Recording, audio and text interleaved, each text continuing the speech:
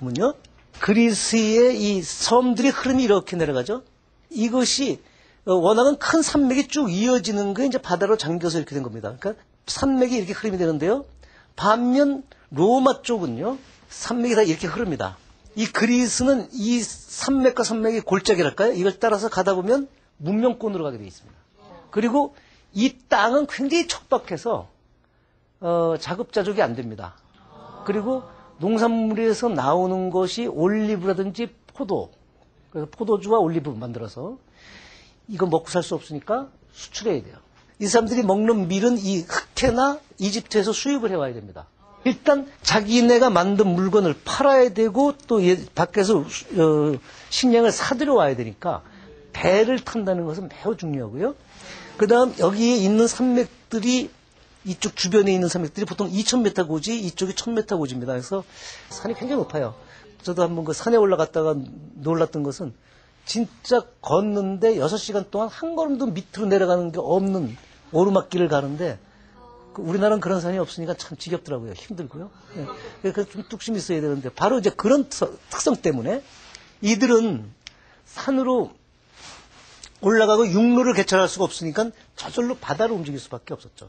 그리고 대부분의 그리스 도시들은 걸어서 반나절이면 바다에 도착할 수 있는 곳이 있기 때문에 모든 교육이 바다를 통해서 이루어질 수밖에 없었습니다. 이 지리적 특성이에요. 그래서 이들은 최초의 해양민족이 되고 말았는데 이 해양민족에서 모험과 개척적 신행은 필수입니다. 그래서 거기서 나온 게 이제 오디세이아 같은 작품인데요. 오디세이아는 그 일리아스, 그렇죠.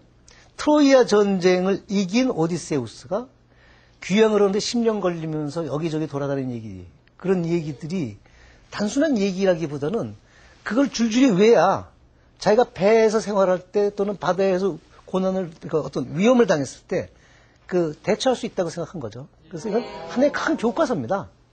그리고 식민지 개척은 이제 좁은 지역에서 식량은 안 나니까 배는 탈 줄 알고 그러면 괜히 좁은 땅에서 싸울 게 아니라 더 넓은 데로 빠져나가는 거였죠.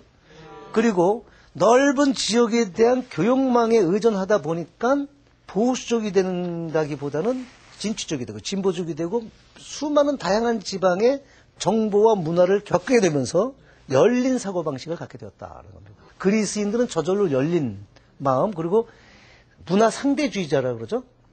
상대방 문화를 존중하고 다름을 인정하는 그러한 사고방식이 익숙해졌다. 생활방식이 익숙해졌던 겁니다. 그 하얀 손수건이라는 노래가 있어요. 헤어지자 보내온 뭐는 그 노래가 그리스 노래인데 가사를 보면요. 자기 애인이 배를 타고 갔다 왔어요. 그러니까 이제 배를 타고 나갈 때 언덕에 서서 하얀 손수건을 흔들어줬던 거죠. 근데 왔는데 이 남자가 말이 없어요. 가기 전에 이렇게 친절하고 따뜻하고 그러더니 갔다 온다면 시큰둥하죠. 그리고 계속 다시 배 탈 생각만 하고 있다. 이제 그런 얘기인데요. 그럴 수밖에 없죠. 세상에 나가서 이 항구 저 항구 다니면서 세상을 봤는데 고향에 돌아오면 아직도 고향은 초라하고 가난하고 거기서 자기 기다렸던 옛날 애인은 촌티나고 아는 건 없고 그걸 그렇다고 마음 아플까봐 얘기 못하고 이것을 여자 입장에서 왜 이렇게 넌 말이 없니? 나는 네가 와서 반가운데 너 이렇게 말이 없니? 이런 그 좀 슬픈 노래입니다. 그러니까 그와 같이 이 여러 군데를 돌아다니는 사람이 가지고 있는 특성이라는 것은 이제 그 정보에 대해서 굉장히 널리 그 정보를 접속을 했고 또 많은 그 문화적 차이를 받아들일 수 있는 준비가 되어 있고 근데 고향에 남아 있는 여자는 뭐 농부와 다름없이 옛날에 머물러 있고 이제 이런 데 오는 갈등을 노래한 거거든요. 예. 그러면 문화 상대주의라는 데서 오는 것은요. 절대 진리, 절대적 윤리, 유일신 사상들이 생겨나지 않는 거죠. 그러면 거기서 다양한 올림포스 신들을 생각하게 되고 그걸 통해서 이들은 그 그리스 문명의 가장 큰 특성, 다양성이 저절로 생겨날 수밖에 없게 됩니다. 그리고 배 위에서의 각자의 재주라는 것은 다 나름대로 쓸모가 있기 때문에 각자의 재주를 존중해줘야 되고 그러면 제가 다시 아랫배 얘기가 됩니다만 그들은 그 밧줄 하나만 잘 묶어도 수많은 사람을 살릴 수 있으니까 한 개인의 능력은 전체를 살릴 수 있는 중요한 능력이다. 그래서 이런 그 다양성의 문화가 나오게 되고 또 그러고 그렇게 되다 보면 너하고 나하고가 다 1대1로 동등한 위치가 돼야 됩니다. 그렇죠? 네 재주가 내 재주보다 더 낫다. 비교가 되질 않아요. 장미란 선수하고 김연아 선수하고 누가 더 잘났냐. 이게 상대가 되질 않죠. 전혀 다른 거니까요. 둘 다 금메달 리스트인 거 맞고요. 이런 식으로 자기네들끼리 서로 존중을 하면서 남에 대한 배려를 하게 되고 인정을 하게 되고 그 다음 타협과 조정을 중시할 수밖에 없게 됩니다. 그런데 우리가 남을 이해하려고 드는 게 실은 문제예요. 남을 인정만 하면 되는데 이해까지가 흐르면서 안 되면 그 다음에 미워하거든요. 그냥 남을 인정하면 돼요. 남하고 인정한다는 얘기 뭡니까? 남하고 다름을 인정하라는 얘기거든요. 다름을 인정하고 나면 그 다음에 배려가 나올 수 있고 뭐 어떠하다 보면 이해도 할 수 있지만 맨 처음부터 이해를 전제 조건으로 하게 되면 보통 남녀가 헤어지더라고요. 그래서 평등 사상이 시작될 수밖에 없죠. 그리고 알파벳이라는 걸 만들어냈다는 건데요. 저것도 굉장히 중요하죠.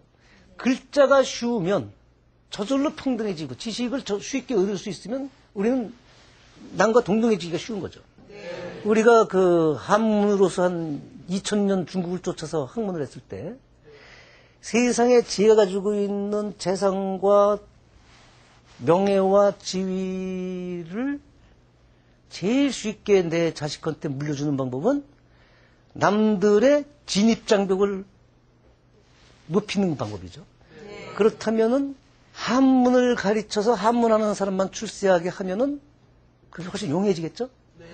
왜냐면은 먹값 만만치 않아요. 국값 만만치 않고 종이값 만만치 않고 거기다가 적어도 10년간 생업에 종사하지 않고 교육받으러 다녀야 되고요. 좋은 선생님 구해야 되고 과거시험 보러 올라가야 되고 모든 게 이게 없는 사람한테는 진입장벽이죠. 결과는 우리 거 없이 중국만 쫓아가다 나라 같이 망했다. 중국만 할 때 같이 망했던데요. 요새 그 장벽이 다시 생기고 있습니다. 제가 볼 때는 조금 있으면 이제 영어하는 한국인과 영어하지 않는 한국인으로 나뉠 것 같습니다. 지금 대학에서 점점 영어를 강화하고 영어 못하는 사람들이 점점 교육에 불리해지는 그런 상황이 되는데 앞으로 글쎄요 영어 장벽을 만들게 되면 또 가진 사람들이 영어를 통해서 그런 걸 유지할 수 있지 않을까.